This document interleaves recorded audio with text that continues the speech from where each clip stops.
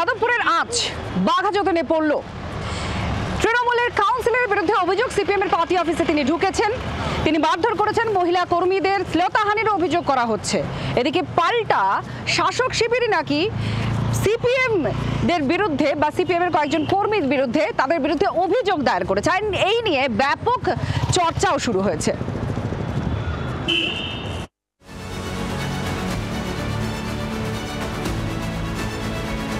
যাদবপুর বিশ্ববিদ্যালয়ের অশান্তিকে কেন্দ্র করে এখনো তপ্ত রাজ্য রাজনীতি।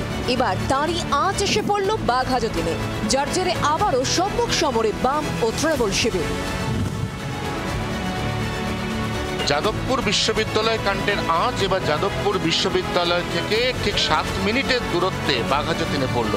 গতকাল রাতে বিশ্ববিদ্যালয়ের ঘটনাক্রমের পরিপ্রেক্ষিতে বাঘাযতীনের এই সিপিএম পার্টি অফিসের সামনে যখন ছাত্র যুব অর্থাৎ এসএফআই ডিওয়াইএফআই তারা একটি বিক্ষোভ দেখাচ্ছিলেন, ঠিক তখনই তাদের ওপর বেশ কিছু দুষ্কৃতী চড়াও হয় বলে নেতাজিনগর থানাতে লিখিত অভিযোগ দায়ের করা হয়েছে। বামেদের অভিযোগ, 99 নম্বর ওয়ার্ডের কাউন্সিলর মিতালি বন্দ্যোপাধ্যায়ের উপস্থিতিতে তার অনুগামীরাই পার্টি অফিসে ভাঙচুর চালান।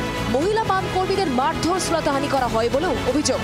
কালকে আই ব্লকের মোড়ে বা ওই গোটা চত্বরে বিদ্যাসাগরের কিছু নির্দিষ্ট গুন্ডাসহ যে ভ্যান্ডালিজম করেছে তৃণমূল, তা যাদবপুরের ওই অঞ্চলের সংস্কৃতির সাথে মানানসই নয়।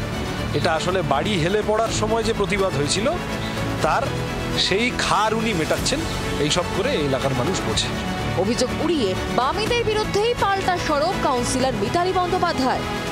অবরোধ হঠাৎ এত নোংরা নোংরা ভাষায় বলতে শুরু করেছে, পাল্টা স্লোগান দিতে শুরু করে ওই দুটো ছবি বার করেছে, মমতা দি আর ব্রাত্য বসু পুড়িয়েছে, পুড়িয়ে ক্ষান্ত হয়নি, পা দিয়ে জগে দাপাচ্ছে, আমাকে একটু ঘিরে ধরেছে, আমার গাড়িটাকে দুম দুম করে লাথি ফাতি মারলো। দুটো ছেলেও ওই ওরা নভেম্বরের সময় চেন লাগিয়েছিল না, সে চেন দুটোকে ছিঁড়ে ফেলেছে।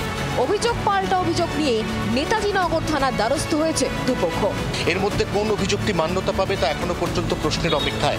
তার থেকেও যেটা গুরুত্বপূর্ণ বিষয় সেটা হচ্ছে যাদবপুরে শনিবারের ঘটনার তদন্ত এখনো ভালোভাবে শুরুই হয়নি। এখনো পর্যন্ত বিষয়টি দুপক্ষের অভিযোগের আকারে রয়েছে। এই অবস্থায় নতুন করে বাঘাযতীনের কালকের ঘটনায় শেষ পর্যন্ত গোটা পরিস্থিতি কোন দিকে বাঁক নেয় সেটাই দেখার। জি 24 ঘন্টার জন্য ক্যামেরায় তরুণের সঙ্গে অয়ন, কলকাতা। বাংলার আওয়াজ, বাঙালির আবেগ, জি 24 ঘন্টা।